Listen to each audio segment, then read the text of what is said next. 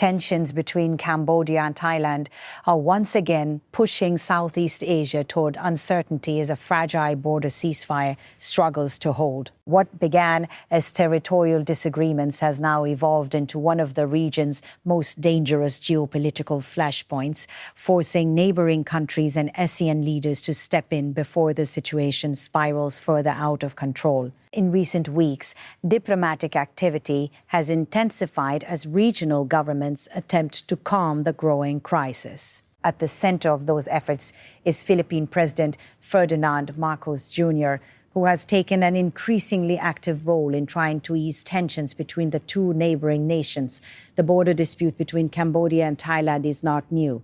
For decades, both countries have argued over contested land areas and maritime boundaries, particularly in regions believed to contain valuable natural resources. While disagreements have existed for generations, the current phase of the conflict became far more dangerous after military clashes erupted along disputed territory. What initially appeared to be isolated confrontations quickly escalated into larger military operations. Troops from both sides exchanged artillery fire, border positions were reinforced, and civilians living near the conflict zone suddenly found themselves trapped in the middle of rising violence. The consequences were devastating. Entire communities were forced to flee their homes as the fighting intensified. Thousands of families abandoned villages near the border, fearing that further escalation could place them directly in harm's way. Reports from the region indicated that the conflict left heavy casualties and displaced hundreds of thousands of civilians. Even after ceasefire agreements were announced, tensions never truly disappeared. Military forces from both countries continue to maintain a heavy presence near contested zones, and mutual distrust remains deeply rooted. Officials from both governments have idly accused one another of violating agreements and provoking instability along the frontier. The fragile calm has left Southeast Asia watching nervously, concerned that even a small incident could trigger another round of violence. Amid those fears, regional leaders moved quickly to prevent the situation from deteriorating further.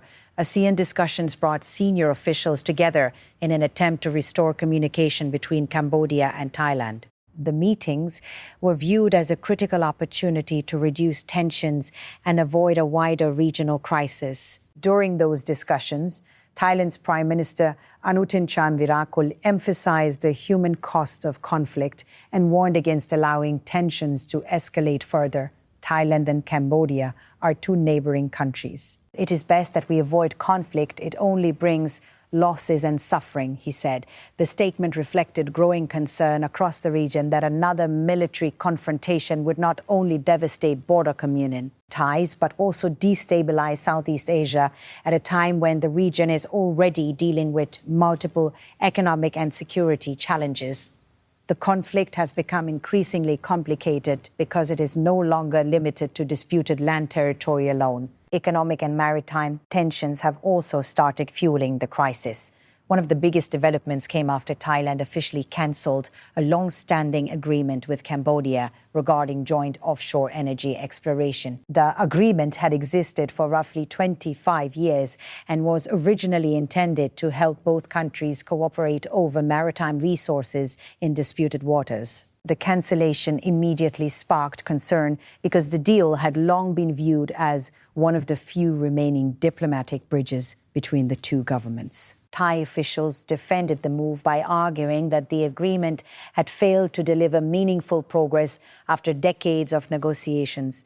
Cancelling the deal is not related to the border conflict with Cambo, but part of my policy. It has been 25 years and there has been no progress, he said. Despite that explanation, many observers believe the decision carries major political and symbolic consequences. For Cambodia, the move was interpreted as another sign that relations between the two countries are continuing to deteriorate. Cambodian officials have signaled that they may pursue international legal options regarding maritime disputes, potentially opening another front in an already tense geopolitical confrontation. At the same time, nationalist sentiment has been growing on both sides of the border. Political pressure inside both countries has made compromise increasingly difficult. Leaders now face domestic expectations to appear strong and uncompromising, particularly after the violence seen during previous clashes. That pressure has created a dangerous cycle. Every military deployment, diplomatic disagreement, or policy shift risks triggering another escalation in public anger, a second political rhetoric. Meanwhile, ordinary civilians remain caught in the middle. Border communities continue to face uncertainty about whether peace will actually last. Many families displaced by earlier fighting have still not fully returned home, while schools, businesses, and local infrastructure in several areas remain heavily disrupted. For children living near the disputed zones, daily life has become dominated by instability and fear. Humanitarian concerns are now growing alongside security fears.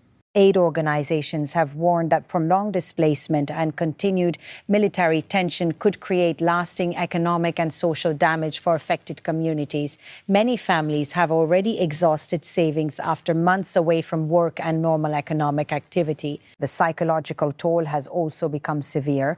Residents living near the frontier have described constant anxiety about renewed fighting, especially as troops remain stationed close to contested territory.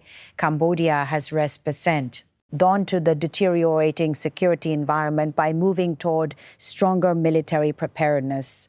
The government recently advanced plans for a new military conscription law aimed at strengthening national defense capabilities following the border crisis. Under the proposal, young men between the ages of 18 and 25 could face mandatory military service. The decision reflects growing concern inside Cambodia that future clashes with Thailand may become unavoidable if tensions continue rising. For many analysts, the proposal signals that both sides are preparing for the possibility of a prolonged confrontation rather than a quick diplomatic solution. That is precisely why regional mediation efforts have become so important. President Ferdinand Marcos Jr. has emerged as one of the most visible regional figures, attempting to keep diplomatic communication alive between both governments. The Philippines has increasingly positioned itself as a stabilizing voice inside ASEAN in Kara. Aging restraint and peaceful negotiations. The recent diplomatic meetings marked one of the few occasions in which Cambodian and Thai leaders publicly engaged following months of severe tension. Even the fact that both sides agreed to participate in discussions was viewed as an encouraging sign by regional observers. Still, diplomacy alone may not be enough to guarantee stability. The deeper issues driving the conflict remain unresolved. Territorial disagreements, maritime claims, military positioning, and historical grievances continue fueling suspicion between the two nations. Many of these disputes stretch back decades and are tied to powerful nationalist narratives inside both countries. That history makes compromise politically risky. Any concession could be portrayed domestically as weakness, placing additional pressure on leaders already dealing with growing public emotions surrounding the conflict. Security experts continue warning that the situation remains extremely fragile because military forces from both countries are positioned so closely near contested territory. Even a relatively small border incident could quickly escalate into another dangerous confrontation. That possibility has left ASEAN governments increasingly concerned about the broader implications for regional stability. Another major escalation would not only threaten Cambodia and Thailand, but could also damage trade, investment, and diplomatic cooperation across Southeast Asia. The crisis is unfolding during a period when the region is already facing significant economic and geopolitical uncertainty. Energy security concerns, maritime tensions elsewhere in Asia, and ongoing political instability in neighboring countries have already placed enormous pressure on ASEAN leadership. As a result, the Cambodia-Thailand crisis has become more than just a bilateral border dispute. It is now viewed as a major test of ASEAN's ability to prevent conflict among its own member states. Regional leaders, the understand that failure to contain the situation could weaken confidence in ASEAN's role as a stabilizing force in Asia. That explains why diplomatic engagement has become so urgent. Behind closed doors, officials are reportedly working on confidence-building measures designed to reduce the chances of accidental military escalation. These efforts include maintaining communication channels between armed forces, increasing diplomatic coordination, and encouraging restraint in public rhetoric. Whether those efforts will succeed remains uncertain. The atmosphere along the border remains tense, and trust between both governments is still extremely limited. At the same time, domestic politics inside both countries continue complicating the search for compromise. Nationalist pressure, public anger, and political calculations are all shaping how leaders respond to the crisis. For civilians living near the frontier, however, the political calculations matter far less than the simple hope for peace and stability. Many displaced families are still waiting for the moment when they can safely rebuild their lives without fear of renewed violence. Some villages remain heavily damaged from earlier clashes, while others continue functioning under the constant shadow of military tension. The longer the uncertainty continues, the more difficult recovery becomes. Economic activity in affected areas has already suffered significantly, and prolonged instability risks creating deeper long-term hardship for local communities. Despite all these challenges, regional officials insist diplomacy remains the only realistic path forward. ASEAN leaders continue emphasizing dialogue, negotiation, and de-escalation as essential steps toward preventing another military confrontation. The goal now is not simply to maintain the current ceasefire, but to create conditions for a broader normalization of relations between Cambodia and Thailand. That process will likely require years of negotiation, trust, building, and political patience. Resolving border disputes that have existed for decades is never simple, especially when national identity and sovereignty are involved. Still, regional leaders understand the stakes are simply too high to allow the conflict to spiral further. Another round of fighting could devastate communities, damage regional economies, and increase instability across Southeast Asia. For now, the region remains cautiously hopeful that diplomacy can hold the fragile peace together.